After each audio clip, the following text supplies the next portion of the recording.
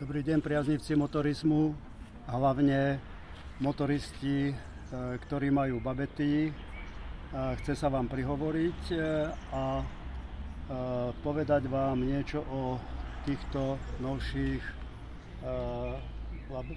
babetách Supermaxi mopedov, ktoré sa oprášili a vlastne už sa teraz vyrábajú.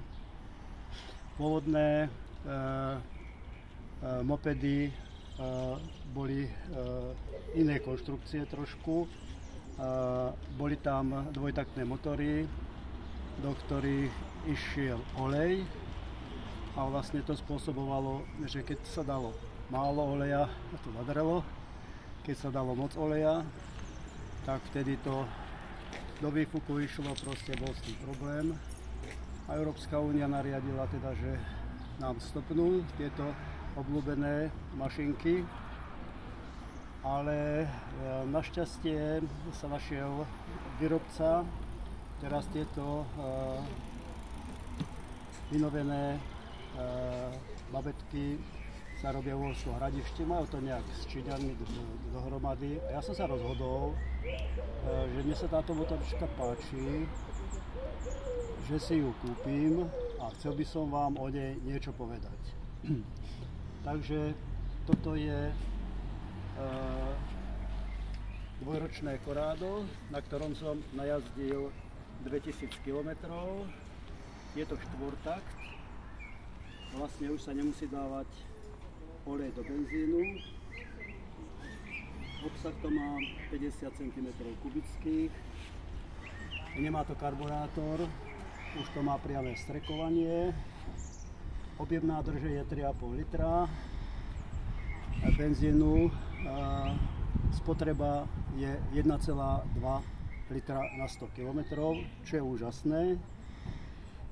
Je to príjemné vozenie na tomto stroji, som si ho obľúbil a teraz sa pozrieme na to, že čo som si ja vlastne na tomto stroji vylepšil. Takže začneme. Kúpil som si plexisklo, aby na mňa moc nefúkalo. Chodím na tomto stroji 50-kou, 40-kou, 50-kou. Ide to aj rýchlejšie, ale pretože sú tam malé kolečka a človek musí dávať pozor, aby sa nestal úraz. Nachádza sa tu rýchlomer, ktorý ukazuje, že má 2014 km. Není hlučný, je to pomerne v poriadku. No, ja keď som si túto motorečku kúpil, tak som si povedal, že si to nejakým spôsobom vylepším za vlastný peniaz. Nebudem do toho investovať, kupovať drahé veci. To, čo som mal doma, to som použil. Takže môžeme začať odpredu, jak som hovoril, tu je to plexisklo. Ja som dal prídavné svetlá. To sú bicyklové svetlá, ktoré majú zvlášť batériu. Vlastne, aby bolo dobre vidno, keď na tej motorečke idem. Potom som si tu dal na navigáciu na telefón takúto taštičku. Teraz prídavnú taštičku som si dal ešte sem na nejaké doklady alebo na takéto niečo. No, prirobil som si takýto kufrík, dá sa to povedať, takto sa to pekne otvorí, sem si dám stravu, alebo čo potrebujem. To je normálne pregléka, obalil som si to kožou, trošku som do toho vykrášil, že som si tam dal nejaké cvoky a slúži to, je tam plný veľký priestor. Ďalšia vec bola, sedlo sa mi zdalo dosť tvrdé, tak som si tam dal penovú gumu, obalil som to kožou. Takže teraz sa na tom príjemne sedí. Pretože chodím na tejto babetke sám, manželka sa bojí, tak som si to spravil len na jednomiestne a sem dozadu som si dal košík bicyklový. A toto, ako vidíte, to sú detské kufríky, ktoré už majú 50 rokov. Ale tak som ich využil, že proste v jednom mám náradie a vozím si liter benzínu so sebou, keby náhodou bolo treba, tak si pomôžem. No, ďalej som si dal pridávne svetlo, aby ma bolo dobre vidno.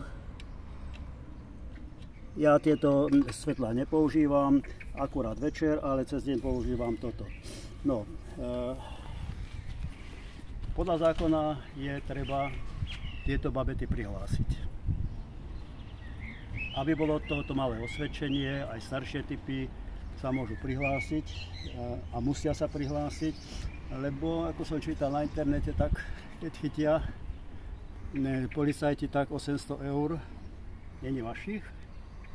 Tak ja som to hneď riešil tým, že som si prihlásil, platím od toho poistku v prípade, že by sa stala nejaká nehoda, čo sa môže stať, pravda. No a tak si teraz užívam jazdu. Treba na túto babetu prilbu a treba vestu. To je povinné. Samozrejme plus lekárnička a nejaké to vybavenie. Nosí zo sebou ešte sviečku náhradnú a proste nejaké veci, keby sa náhodou niečo stalo, aby som si vedel sám poradiť. No, aké mám skúsenosti s tou babetou? Prakticky ona ide bez problému. Sem tam sa niečo povolí, pravda, to treba pritiahnuť. Naposledy som mal nepríjemnosť, že zadná duša povolila na spoji, nemal to defekt, povolila na spoji, ale som to opravil a pre istotu som si zadovážil náhradnú dušu, aj lepenie ešte to nastrekované. Skúšal som to, ale moc sa mi to ako nepoznávalo, lepšie to je rozobrať a opraviť. No, takže asi toľko k tejto babetke. Páči sa mi na tom, že vlastne je to tu, to ovládanie je pekné, že je to prehľadné. Škoda, že tu nie je na smerovky nejaký blikač, lebo tu musím pozerať, aby som, keď dám napríklad sem, a tu sa vypína, keby to blikalo, bolo by to lepšie, ale to sa dá ako prirobiť. No. Čo sa týka štartovania, teraz to vyskúšame, dáme si do polohy 1,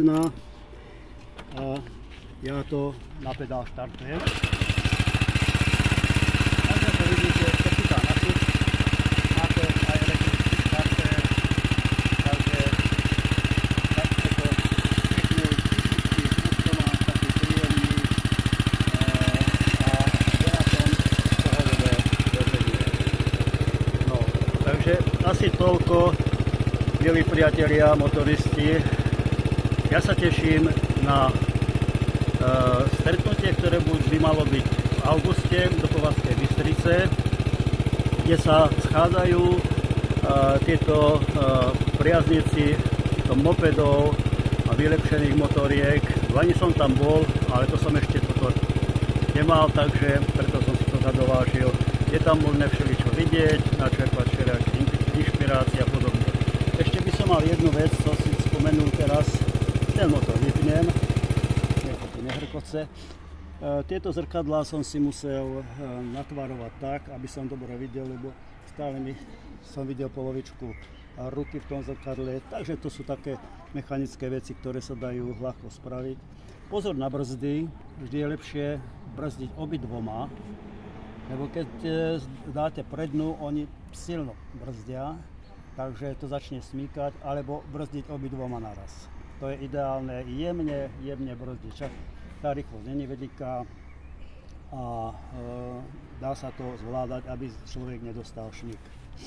No, takže olej som teraz zmenil po ďalších 1000 km.